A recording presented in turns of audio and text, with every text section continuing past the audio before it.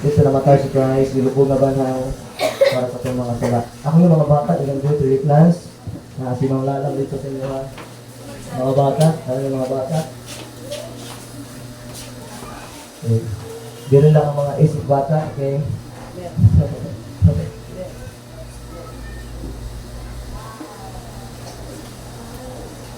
Amen? Salamat sa Ginoo for that. And then, karon kita magdugay. Please open our Bible in the book of Joshua. As I said, manito ang mensahe karon nga hapon. And I've been praying that God will give us understanding sa kaning para sa Bible. Joshua 1:9. Okay, Joshua. Joshua, tawag Joshua 1:9. Joshua chapter 1 verse number 9. Familiar verse na explain ako ni kadali sa naga-extension class, mga nagtudlo bata. But karon nag-aanat ko kayo pagtagad ni siya. Joshua chapter number 1 verse number 9. Isa lang ka verse. Dahil kung bakit ani mo pala yung tindog as we give reverence sa pulong sa Ginoo. Okay? Tanan ka? Tindog kalihog. And then ato basahon sa tanan. Verse 9 chapter 1 in the book of Joshua. Nana? Okay, ito basahon sabay. And now, verse 9, ready start. Begin. Have not I commanded thee, be strong and good courage, be not afraid, neither be thou dismayed, for the Lord thy God is with thee, whithersoever thou goest. Ang basahon balik, yung sa Bible na verse 9, have not I commanded thee, be strong and of good courage, be not afraid. Yung sa Bible diha, be not afraid, the Bible says, be not afraid, neither be thou dismayed, for the Lord thy God is with thee, whithersoever thou goest. Mag-pray na this afternoon, Lord. Once again, thank you for your goodness. Salamat kay Lord sa imong kaayo sa among ginagawin, Lord. Salamat to God na ay Biblia, Lord, na naghatag ka ng mga kalaugan regarding, Lord God, sa among pagpanginabuhi as Christians, as believers, as a saved person, O God. Lord, I pray that you continue to convince our hearts. Ikaw mag-talk-talk, Lord God, sa mga kasing-kasing, sa pasabtan, imong pulong. Kung naay mga sala, Lord, ganahimo, pasalo agad ni. Nga, unta, walay makababag, Lord, sa pagtuon sa imong pulong, karong nga hapon. Tuduin ko, Lord, na nangini, Lord God, ang ako ang unahuna, akong pagstorya, i-control akong unahuna kasing-kasing, Lord God, as I preach, Lord God, sa imong pulong, karong nga hapon. Thank you, Lord, sa matag-usa na ibalik, karong nga hapon, Lord. Salamat sa ilang kinabuhi, na faithful sila, na makita, Lord God, sa simbahan, o gano'n kay kahimuan, Lord God, na kami po, Lord God, na himong panalangin, ang among kinabuhi, Lord God, as prayer. Tabangin ni Lord, na dili mo surrender, dili mo faith, Lord God, just like the life of Joshua, Lord God, na magkaroon ni strong and good courage, Lord, to face those things na among tagaan o pagtagad sa among mga kinabuhi. Lord, I pray that you bless each and everyone, wala kayo malulog kung sa'yo posibleng may tabo ugma. Maybe, Lord God, a lot of problems na ma-experience ng ugma, but sa sayo din me, nga ikaw yung Ginoo, Lord, na makatabang sa amuan. Lord, give back all the honor and glory in your name. We love you, Lord, in Christ's name. Amen and amen. Please be seated. Salamat once again. Mayong hapon. Kinabuntag, matulog ta about biblical separation. So, atong bawion, dili kita singgit ron. Okay? Magtuon na sa kinabuhi ni Joshua. Now, the Bible says, on, kung imong tanawon, verse number 1, balik sa verse 1, atong tanawon ang background ni Joshua. Tanawon to kung sa iyahang kahintang before siya nahimo nga leader sa Israel o sa Israelites. Okay? And the verse 1 diya, now, after the death of Moses, the servant of the Lord, it came to pass that the Lord spake unto Joshua, the son of Nun, Moses' minister, saying, remember, Igsoon, kabaluta nga ang mga katawan sa Ginoo gikuha sila gikan sa Egypt, kaya ang Ginoo naay gi-promise nga yuta or land para sa ilaha. O si Moses gigamit sa Dios nga ang mga katawan sa Ginoo gikan sa Egypt, habwaon sa dito, and throughout sa ilang gitawag na paglakaw sa ilang gitawag na sa wilderness, in fact, a lot of problems na nakita ni Joshua ba? Katong si Moses pa ang leader igsoon, nakita ni Joshua ang struggle, nakita ni Joshua kung unsay posible mga battles sa kinabuhi, kung kinsa ang mahimong leader sa ginawag na Israelites. But remember, ingon sa Bible today, sa time na si Moses namatay, nawala na ang leader, nawala na ang great leader sa Israel. But naay gitawag igsoon nga great servant. Naay usa ka servant ri ang pangalan si Joshua, O siya igsuon ang nag-follow kang Moses. O nga sa lantaw ni Joshua, kabalo gyud siya nga dili dali ang trabaho ni Moses, kabalo gyud siya nga dili basta-basta ang trabaho ni Moses. Even siya nabalaka. Even siya nag-trouble, even siya tingala siya nganong siya gibutang diya unya. Kabalo siya nga ang mga katawan sa Dios, likramo kayo, reklamador kayo, grabe ka complain sa mga leaders nila. And in fact, ikso may mga awon diya when Moses died, si Joshua ang nagpuli niya. But it was sa verse number 5, naawa sa Bible niya. Dito sa verse 5, ang Ginoo nagstorya kang Joshua. Despite sa alisod nga pili magyan ni Joshua, but verse 5, there shall not any man be able to stand before thee. Ano si Joshua? All the days of thy life as I was with Moses. Sa diya nga yakit anak ginabuhi ni Moses na mga nag-lead sa mga katawan sa Israel. Ningon si Joshua, Lord, wala di makalabaw, wala makatupong sa gihimo ni Moses. And in fact, in sa verse 5 diya, in sa Bible, in fact, and so I will be with thee. In sa Bible diya, gitubag sa Ginoo, so I will be with thee, I will not fail thee, nor forsake thee. God encouraged Joshua na di na kabiyaan, di na kapasagdan. Verse number 6, ingon sa Ginoo sa iya, be strong and of good courage. Ginoo sa Bible in verse 6, be strong of good courage, for unto his people shalt thou divide for an inheritance the land, which I swear unto their fathers to give them. Now, si Joshua igsoon sa kaningatan ng utan-awon, naa siya itawag na struggle, naa siya itawag igsoon nga something nga makaingon siya kalisod kaayo, kaya nakitaan niya ang life ni Moses. When Moses take the lead sa kitawag na leadership sa kitawag nga Israelites, nakitaan ni Joshua nga grabe kada sa kinabuhi ni Moses. Karon siya na ang leader, siya ang mupuli kang Moses. Grabing struggle niya, grabing battle niya, grabing problema niya, nga posibleng iya tubangon. But remember, igsoon, God telling Joshua, Joshua, ayaw ka pala ka, I will be with thee. Ubananta ka. Okay? Di ka kapasagan, di ka kabiyahan. Sa verse number 6, sa Bible, be of good courage, be strong, and of good courage. And verse number 9, nagibasa kanina, gibalik sa Ginoo, giriman si Joshua balik sa Ginoo. Ayun sa Bible, have not I commanded thee this, be strong and of good courage, be not afraid, neither be thou dismayed, for the Lord thy God is with thee whithersoever thou goest. Now remember, igsoon, diri pa lang gani daan, si Joshua nagka-problema na, nagka-trouble na, naanay battle sa iyang ginabuhi tungod kay dili niya matik ang leadership nga nagian ni Moses. Siguro kung ikaw imong sipon ba, naa kay leader o niya, magalit nagawala imong leader, ikaw mupuli, maski ikaw maraton ka kung sa'y buhaton nimo, maraton ka kung sa'y himuon nimo. But thank the Lord, ganaay Diyos, thank the ganaay Ginoo, nag-encourage si Joshua, be strong and of good courage. Now, dila pa lang daan, ikso, kung imong tanawon niya, si Joshua trouble na, pero ang Ginoo still, nag-encourage niya. Now, di lang niya iksoon ang trouble ni Joshua.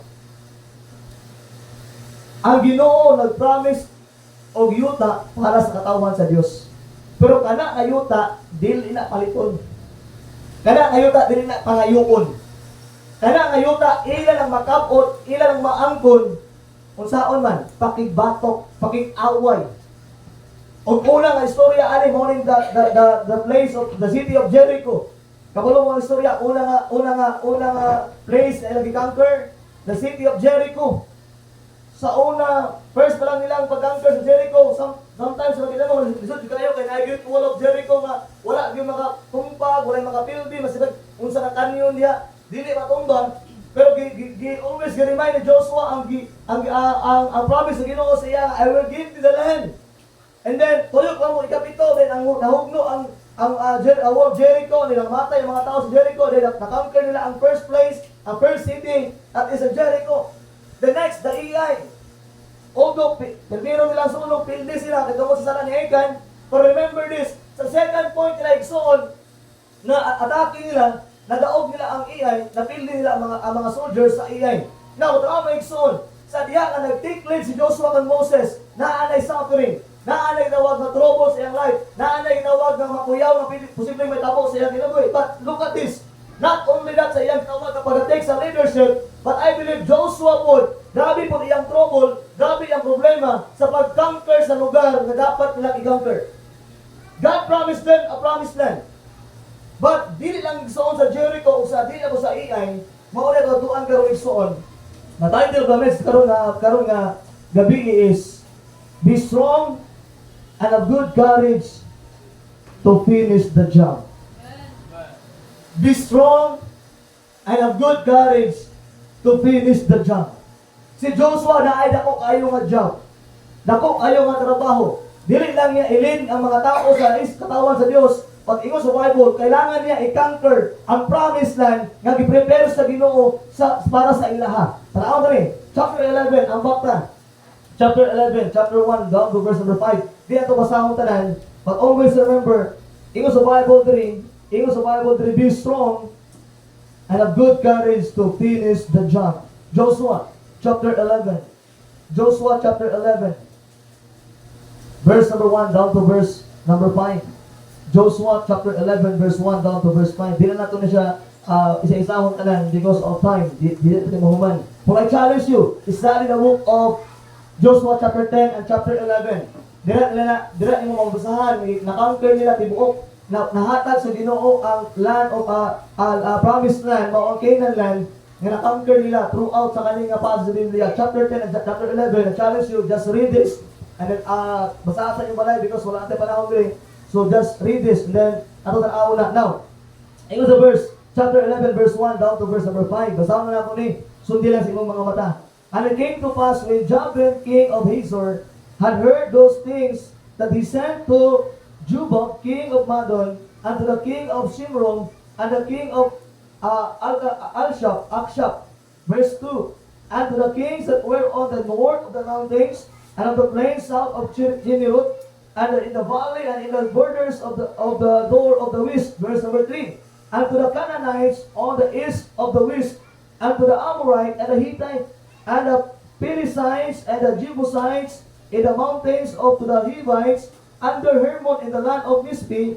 And they went out, they all their hosts with them, much people, even as the sand and is upon the sea, sore in the multitudes with horses and chariots, very many. Verse 5. And when all these kings were met together, they came and pitched together at the waters of Merom and fight against what? Israel. Now, nahuman nila conquer ang Jericho. Nahuman nila conquer ang gitawag nga Ai. But the next igsoon nga kanggero nila, lisod na jud kaayo. Kaya naman, ang tanan nga mga lugar, ang tanan nga mga naghari, naghiusa. Kung Jericho siguro okay pa, kaya pa, kaisa naman na place. Kung AI lang siguro, okay po na, kaisa, AI, gamay naman ang AI. Pero kanaigsoon sa nabilin sa 10 cities, naghiusa sila, tanan nga mga hari, tanan mga Levites, Hittites, mga Canaanites, nagtigong ni sila against sa unsaman, sa katauhan sa Diyos. Kung imong tanawon, Joshua, naging anak niya. Siguro sa time ni Joshua, nagkaroong siya discourage ano nga time. Mauna ang Ginoo, ingon sa Joshua, be strong and of good courage, let finish the job. Kailangan mo man imong job, pamilya igsoon. Sa atong kinabuhing Kristiyanon, the same thing with Joshua. Naatay mga battles in life.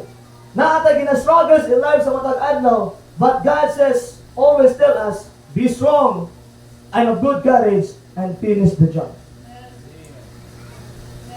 God wants us to have a victory. Ang Ginoo igsoon gusto niya magkaroon ng victory.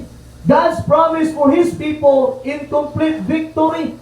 Ang Ginoo nag-promise siya o kung saan kompleto nga victory. Ang unang victory imong naangkon, na-save ka, di na ka maatog impyerno, padulong na ka sa langit. But ingon sa Bible igsoon complete victory. Unsa man yung complete victory? Ito lang kadali lang. 1 John chapter 5 verse 4. 1 John chapter 5 verse 4. Now, igsoon hope this evening, nato mapuntos diri, tarawa to ni, but after ato na agyan na diri. Ang Ginoo gusto siya nga nagkilaugan sa atong gitawag kinabuhing Kristohanon. I preached this last Sunday about victorious living. But now, God's purpose for His people is to complete a victory. Dili lang igsoon victory, but kompleto nga victory. 1 John 5, chapter 5, verse number 4. Ato basahon sa bahay tanan, palihog. Nanaka sa amen. Okay, tananda. Ready, start, begin. For whatsoever is born of God overcometh the world. And this is the victory that overcometh the world, even our faith. Na anay kalaugan. na overcome na nimo ang kalibutan. Sa diya ngayon sa Bible, for whatsoever is born of God. Gaya bunta, we're talking about the child of God. You and I, gitawag ka nga anak sa Diyos, sa diya kalisalig ka sa Ginoo. You are born again, you are born of God. Ngayon sa Bible, like son, for whosoever is born of God, overcometh the world. Na-overcome mo ang kalibutan. Muna ayaw nagbalik sa kalibutan. Amen? That's why, and this is the victory that overcometh the world, even our faith. Mauni atong kadaugan. Mauni ang victory. That's why God's purpose for His people is to have a what? Complete victory. Even sa time ni Joshua, gusto Ginoo nga ma-complete ang victory, ang kadaugan, makonquer nila ang gitawag na promised land. Balik itong ibasa kanina. Joshua. Now, be strong and of good courage. Got courage. Let's finish the job. Humano na to ang atong trabaho nga gihatag sa Ginoo sa atuang tanan or sa imuha o sa atuan. Let's finish the job. Finish the job with be strong and of good courage. Now, ato agyan na dali. Number 1 point. Dito na lang ta. Bago na mabalik ko niya because number 2 points na ang chapter 11. But before mag-ato sa chapter 11, ato agyan dali. Number 1. Be strong and of good courage. Let's finish the job. Number 1. It is always too soon to quit. It is always too soon to quit. Perminti ka na nga ugba, posible, so simana, sunod bulan, mukwit ka. Posible ka na, pila ka adlaw, pila ka bulan, pila ka simana, mukwit ko. Muna, ingon din, sa istorya ni Joshua, ingon ang Bible na, be strong and of good courage to finish the job because it is always too soon to quit. Every one of us, maabot ang punto sa imong life na makaingon tayo igsoon na musurrender na lang ta, muundang na lang ta, mubalik na kung unsa ito ginabuhat sa una. Pag ang telling igsoon, God telling us, ayaw di undang, be strong and of good courage. And then what? Let's finish the job. Amen? Remember, it is always too soon to quit. Now, the Baptist in Canaan igsoon, nadaog sila sa Canaan. Kung imong tanawon ni imong basahon from chapter 10 to chapter 11, 20 minutes lang, mahuman na mo basa. Ingala lang kasayon ang narrative. What is narrative? Kanang gisulat lang ba? Ginarrative lang nila, ilang gi-explain lang nila sa book. Pero kung naa ka sa actual nga panghitabo, makaingon siya dahil so dili lalim ang naagian ni Joshua. In verse 18, at ang awlat, chapter 11, verse 18, nawa sa Bible. In verse 18, igsoon, kung imakitaan niya, the Bible says, verse 18 help us to clarify our understanding on this point. It says, Joshua made war in what? A long time. Tama verse 18 niya. Joshua, made war a long time with all those usaman, kings. Now remember, kung imong basahon ang istorya ani pagkadaog nila sa Canaanites or sa Canaan land, 20 minutes, maman mo basa ang chapter 10 at chapter 11. Pero kung imong tanaw ang istorya ani, sa whole story, kung nakaka sa akto na naigsoon, giingon si sa Bible, si Joshua, nakig-battle siya for a long time. Wala ko kabalo kung pila ka tuig, wala ko kabalo kung pila ka years, pila man ka bulan. But I believe ang Bible na ingon sa diya, clarify kay diri, nga dili basta-basta ang ilang pag-conquer sa Canaan land. Dili basta-basta ang ilang gihimo igsoon nga ma-conquer nila ang lugar sa gi-promise sa Ginoo sa ilaha. This was not a quick and easy victory. Naatoon sila kadaugan pero dili sayon. But in all the fairness, this appears to be one of the patterns of God's work with His people. Ingon sa Bible igsoon, usa sa mga pattern igsoon sa matag Kristohano magkaroon ka og victory. You know what? Dili ka magkaroon og victory kung sayo lang ato agihan. Most of the time, most Christians, makaagi ta dako kayo kadaugan. Kana pang grabe nimo ka down, grabe nimo ka persecuted, grabe nimo ka discouraged, but imo na na-overcome. And you can see and you can find nga naay akong kadaugan. Why? Because naa ka sa igsoon sa dili sayon nga naagihan, amen? Remember, mo ni nagyan nila. This was a quick and easy victory, but yung tanaw igsoon mo ni ang pamaagi sa Dios nga maang-conquer nila ang gitawag Canaan land. God's power still works. But we do not see it displayed necessarily in bright flashes, but over the long time. Ang gahom sa Ginoo igsoon, it will take a long time na imo ma-experience. God called His people to lasting fidelity over a long period of time. Even when God is at work, many days consist on washing your face, brushing your teeth, taking out garbage, and going to work. The writer of Son of Hebrews reminds us na ay gitawag sa verse ato agyan na dali. Hebrews 10 verse 36. Like so, it is always too soon to quit because of what things ato what things ato magian. There are times na mo quit tayo so because dahil mga butang nga maglisod na. Na ay mga butang nga usahay, lami na kayo iundang. But remember this is so Joshua, wala yung sila surrender to conquer the Canaanites despite sa kadugay nila pakibatok sa mga kalaban nila. Hebrews 10 verse 36. Tawag Bible igsoon. And a good verse na ato makita ning suon nga posible maabot ang panahon nga mag-quit ka, posible na abot ang panahon nga kapuyon ka, posible nga maluya ka, but this verse can help you, this verse can help me. Chapter 10 verse 36, the Bible says, hawas ng Bible diya, for ye have need of what? Patience. Kailangan ng pasensya diya, that after ye have done the will of God, ye might receive what? The promise. Now, always make souls and spies na nagiyan sa mga katawan sa Diyos pag-conquer sa Canaan land. For a long time, grabe ang battle. For a long time, grabe ang palag-away, palagsangka, kings, naging kings.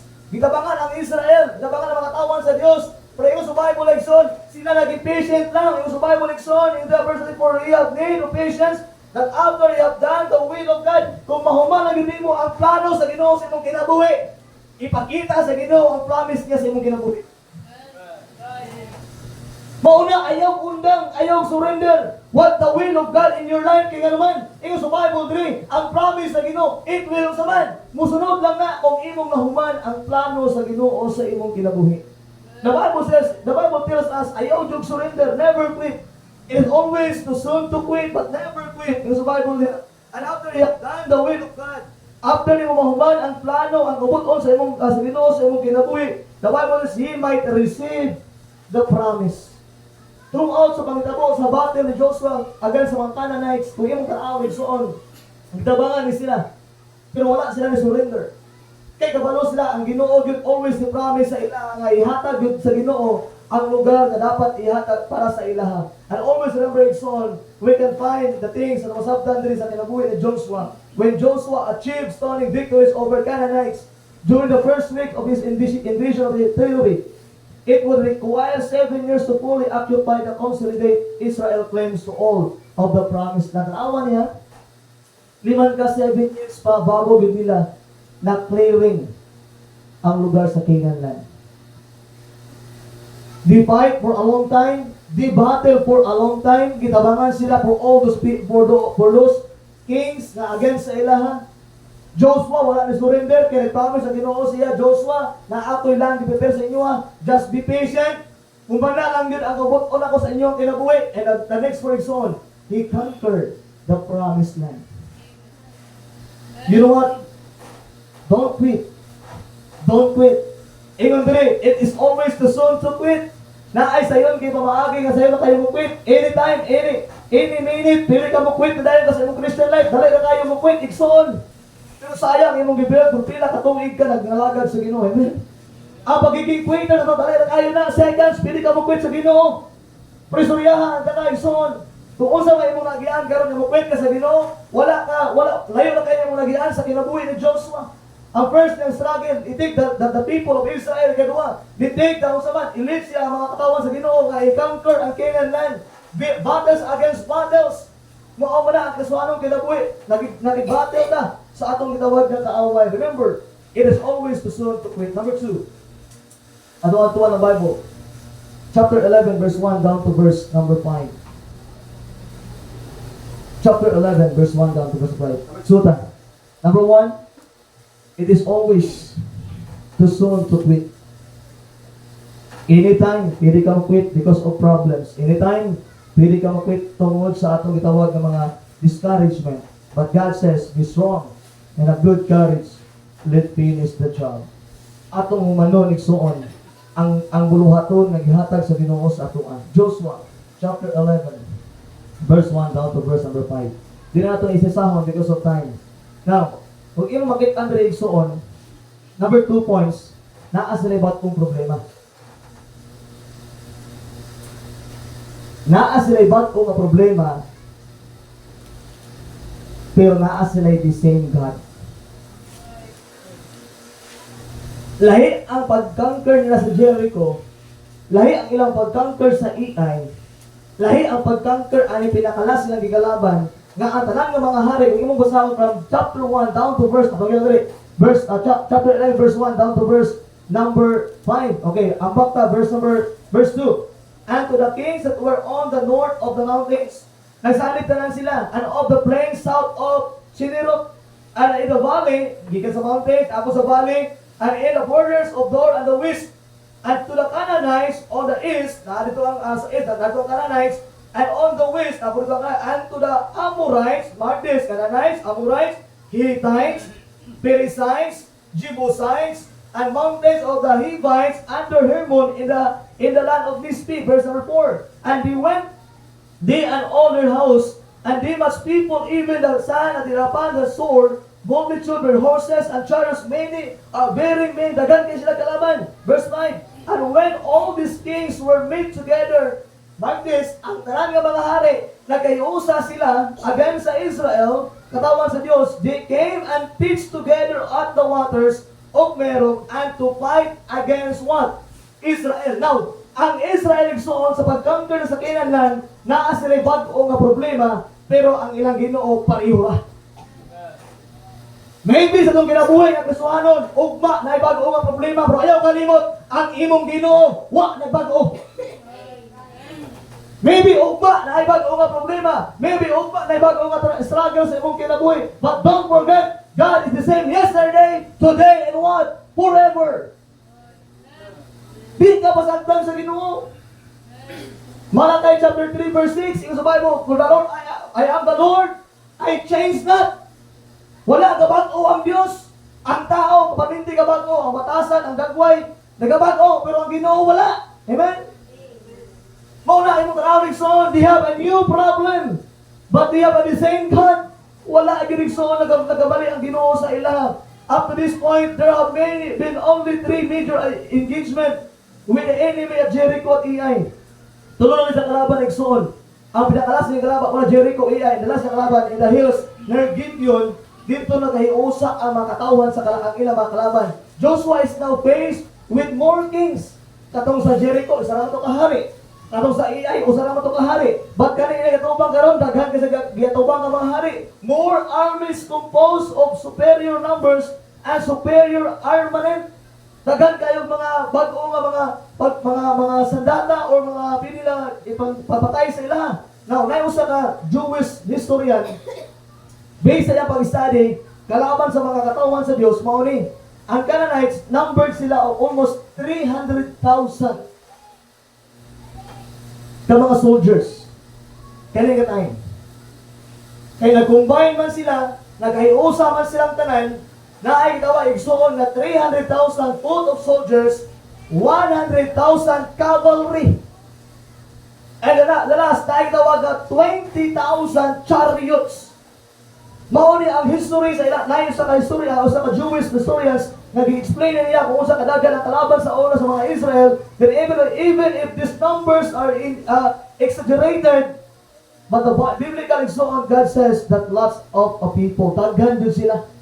At kumpara sa nagtawag ng mga Israel sa kadagan sa Ginoo. But remember this, but if Joshua is fearful of the size and armament of the foe is offset by God's promise, found in verse number 6, na kung nahadlok sa Joshua sa kadagan nila, o sa mga armor na pili nila ipatay para nila, na igsoon dili makonquer ang gitawag nga Canaan land. But remember ni Joshua ang promise sa Ginoo sa ila in the book of Deuteronomy chapter 20 verse 1. Kumbaga na rin. Kanaawag na igsoon. Before na itabo ni, giistoryahan na daan sila sa Dios nga naay gitawag ng mga army, a lot of people nga mo away sa ila. That's why Joshua, the Lord has previously promised the children of Israel para sa Canaan land. Deuteronomy 20 verse 1. Okay, tama rin. Hindot ka ng istorya din. Deuteronomy chapter 20 verse 1. Sa pag-conquer nila sa Canaan land, okay? Gitry nila o conquer ang Canaan land, but always remember this, bago ulit nga problema, pero they have the same God nga nag-promise sa book of Deuteronomy, o ingo sa Bible, verse number 1. Daw, ato basahon sa Bible. Andam, ready start, begin. when thou goest out to the battle against thine enemies, and seest of horses and chariots, and the people more than thou. Daghan kayo, tama? And then be not afraid of them, for the Lord thy God is with thee, which brought thee up out of the land of Egypt. Now, so, remember ni Joshua, kung si Joshua nahatlog siya sa mga nakitaan niya nga kaaway, daghan kay nga tao, na mga chariots, na mga awagan ng mga sandata nga pili mamatay sila. But Joshua na remember niya ang promise sa Ginoo sila. Ginoo sa Bible that yes, maabot ang panahon matubang mo sa inyong kaaway, na mga horses, na mga chariots, and many people more than thou. Mas daghan pa sa inyo ha. But ang Ginoo nag-promise ng Joshua, be not afraid of them, for the Lord thy God is what? With thee. Now, igsoon maybe ugma na ay problema nga wala kayong lagian sukad na problema. But I'm telling you, the problem is new, but God is the same. Amen? He promised us. He gave us comfort. He gave us assurance. No, whether as Christians, believers, kung unsa may mga tubangon nga problema sa imong kinabuhi, ang Ginoo wala nagbago. Ang Ginoo always mutabang nimo. Amen? Mo ni ang tamo diri son, kung makita mo diri, they have a new problem. But they have the same God. Wala nagbago ang ilang Diyos. Dito sa Bible diyan, and for the Lord thy God is with thee, when thou brought thee up of the lands of Egypt. Nga nagkuha sila gikan sa lugar sa Ehipto. Even the oldest and adopted one of the bloodiest and most violent of the battles of entire conquest. All we are told is the Lord delivered them into the hand of Israel, and they smote them unto the left none remaining. Tao ang gahong sa Ginoo on. Kung di nandiyo ka mag-quit sa mga problema sa kinabuhi, Ginoo sa Bible, God can give you His promises. Tanaw, verse number 8. Tanaw sa Biblia. Verse 8. Chapter 11, verse 8. Chapter 11, verse 8. The book of Joshua. It's good for us so on to challenge ourselves sa kinabuhi ni Joshua. It was the Bible, and the Lord delivered them into the hand of Israel, who smote them and chased them unto great Zidon, and unto Misrephoth-Abneam, and unto the valley of Mizpe, eastward, and they smote them until they usaman left them none remaining. Yung nabiling. Despite sa nakitaan ni Joshua igsoon nga mag-o nga problema, but Joshua wala gyud siya igsoon nag-surrender. Ingon diri igsoon, Joshua had a victory in their lives because Joshua nag-trust siya sa Ginoo. God knows the danger was the Israelites would put their confidence in horses and chariots instead of Him. Kabalo ang Ginoo, na pwede ka musali sa chariot, pwede ka musali sa mga horses, sa mga armor, nag-prepare para sa pagiglaban. Pero ang Psalms, na ingon siya in the book of Psalms, chapter 20, verse 7, some trust in chariots, some in horses, but we will remember the name of the Lord our God. Amen? Ang uban isalig sa mga chariots, ang uban isalig sa mga horses, pero ang Israel, Bible ang katawan sa Diyos, will remember the name of the Lord our God. Magdamagdugay, number 3. Number 3 points na for tonight. Number 1, ingon sa ating lesson kanina, be strong and of good courage. Let's finish the job. Number 1, it is always too soon to quit. Anytime you can quit, but don't quit because God promised us, if you do sa mahumanin mo ang will niya, then Ginoo mo padayon panalangin mo. New problem, but they have the same God. And number 3, di natin may isa-isa so because of time. Number 3 na. Chapter 11, verse 21 down to verse 22. Mahuman ka. Dito ko ako ng pinakalas na lesson. Chapter 11, verse number 21 down to verse 22. Joshua 11, 21, verse 22. Natin makita niya ang word anakim. The word anakim means is spelled siya nga terror. Mga terorista ni sila. Unya, ang lantaw ano niya sa mga tawon sa Ginoo is mura sila mga grasshopper. Okay? Kung yung tanawin niya siya, the Israel dictionary are anakim spelled terror. They were the race of giants. Tagpo ni sila na to terrify the original Israelites, spies into Canaan.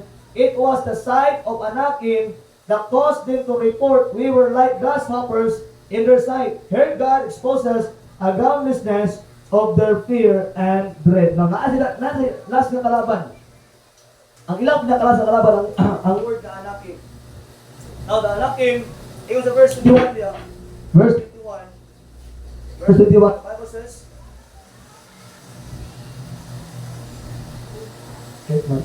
okay. Verse 21. Okay, verse 21. The Bible says, here's the Bible, verse 21. And at the time came Joshua and cut off the Anakims from the mountains, from Hebron, from Debir, from Anab, and from all the mountains of Judah, and from all the mountains of Israel. Joshua destroyed them utterly with their cities. Verse 22. There was none of Anakims lived in the land of the children of Israel, only in Gaza, in Gath, and in Ashdod, and there will remain. Now, so the Bible says, ang word ang Anakim, Anakim means mga terror na sila.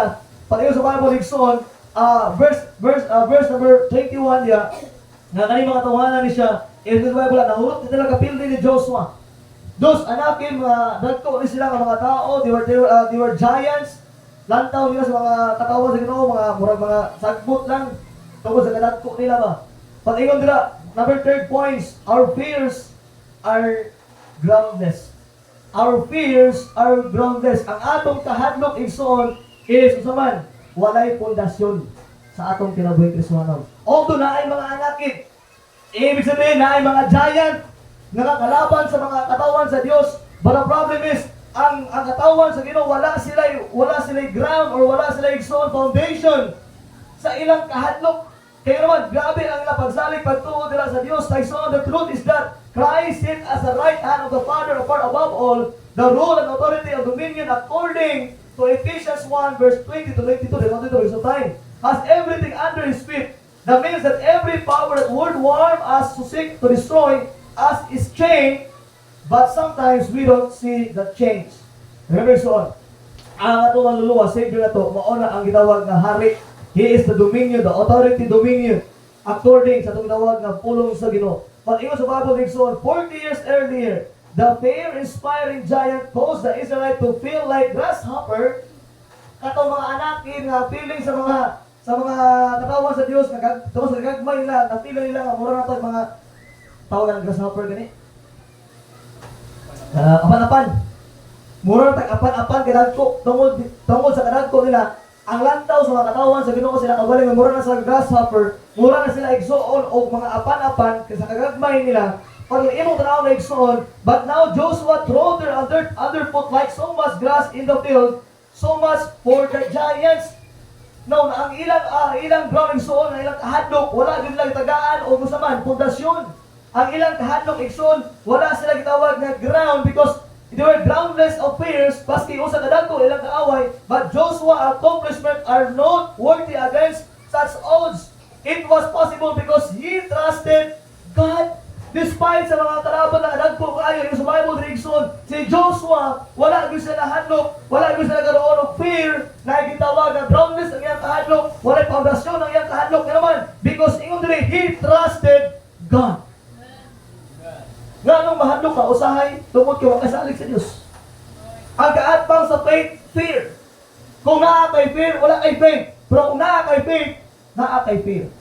Wala kay faith, naa kay fear. Pero kung naa kay faith, wala kay fear. So di ka mahadlok. The same with Joshua. Joshua trusts God. One writer put this way, when the situation is hopeless. Ngay mga butang igsoon to kinabuhi nga matawag ta nga hopeless. Now that's the time for faith. Actually, there is no such thing as hopeless situation for one who trusts in God. Now, kung ikaw nisalig sa ang iba sa kanya, kung ikaw nisalig, kung nakakipagsalig sa Ginoo, dili matawag na hopeless ang imong kinabuhi.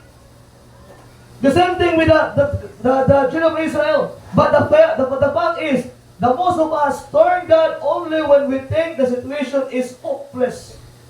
Monggoy kasagaran ang tawag. As long as we can find something in our circumstances on which to pin our hope, we trust in the possibility rather than God, until we have used up all our options and we see no shred of hope in our circumstances, then, as a last resort, we may turn to God.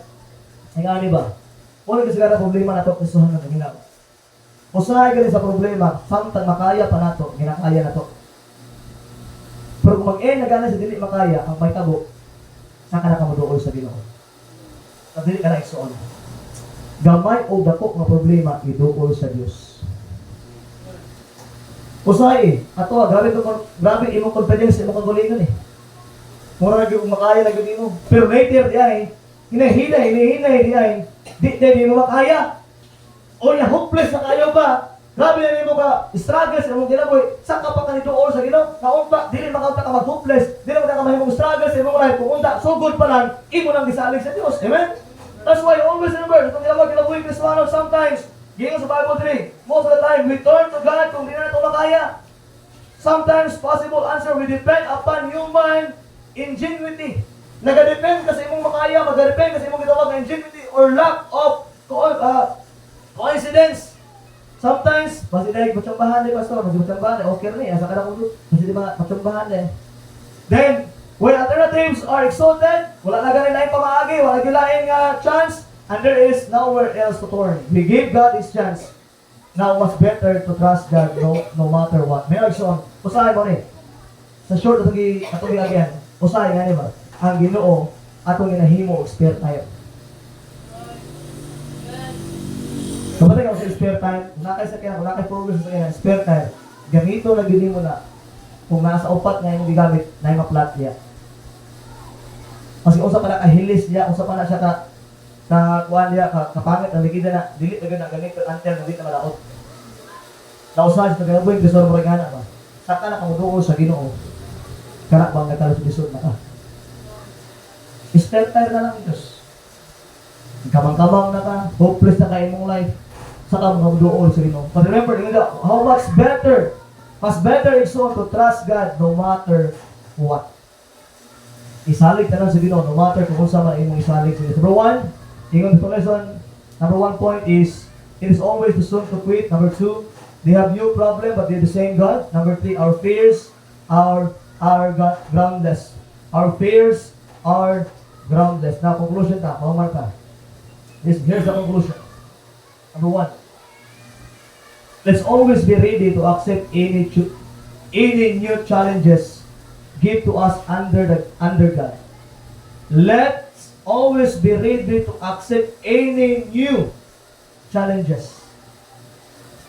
Ano ganina, maybe ugma, bago na po imong challenge sa mong kinabuhi. Let's always be ready to accept any new challenges given to us under God. Let's keep on the move with Him. Do not allow ourselves to stagnate spiritually. Be bold enough to attack new territory with the Lord. Gives ang conclusion.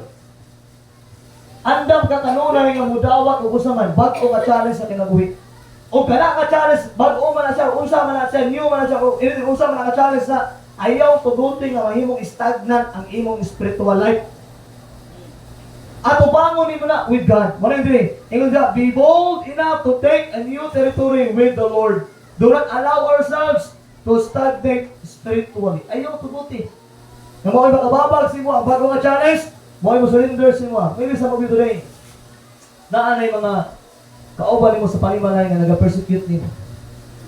Nga mayon ka sa una, wala man sila nga ani pastor, kanang ani naman sila karon. May bago na, kaya wala man sa una, ibig sabihin, kinaan naman na karon bago na. New challenge na. Pero ayaw tuguti na ma-stagnant ang imong spiritual life tungod na. Let's trust in God. Number 2, for conclusion, leave nothing undone that the Lord has commanded us to do. Let's be diligent, earnest, and thorough with any assignments He gave us. There should be no shrinking of our responsibility to Him or each other. Number 1, leave nothing undone that the Lord has commanded us to do.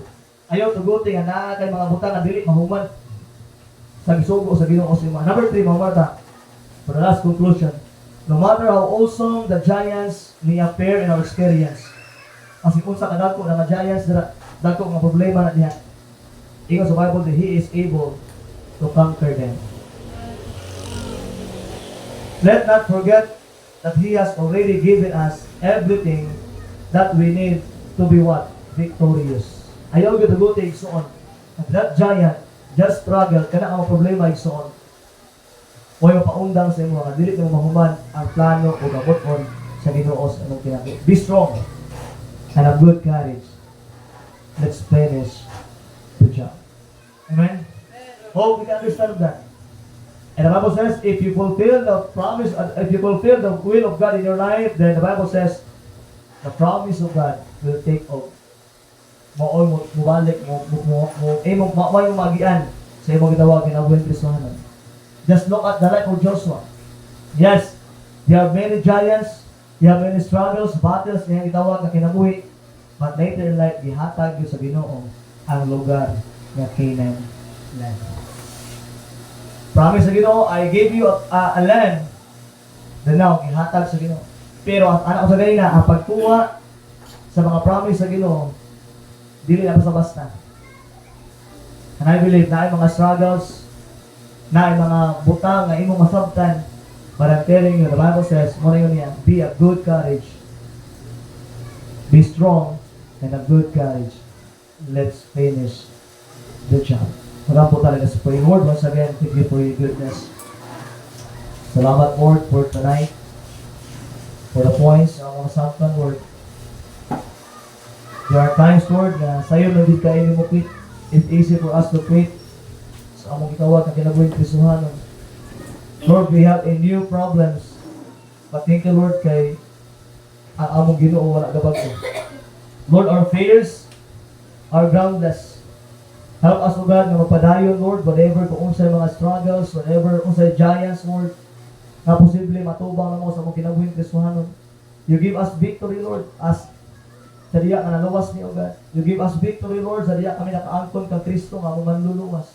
But Lord, tonight, I've been praying that you bless your people. Help them, Lord, not to quit. Help them, Lord God, kung sa may mga struggles sa kinabuhi na maabot sa mga may bag-o man na struggle, Lord, bag-o man na challenges, bag-o man na problema, but help us to realize that we have the same God who God give us promise na ang makapot, Lord God, kung mapadayon lang din mo. Lord, help your people tonight. Tabangin sila. Give them more wisdom, Lord God, sa ilang kinabuhi Kristohanon.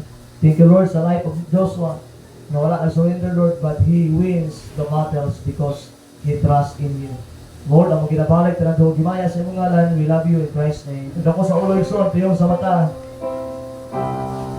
Ang igsoon, maybe ugba, lunes na lunes, naibag ko na po ng problema, or maybe mga atake na po ng yawa,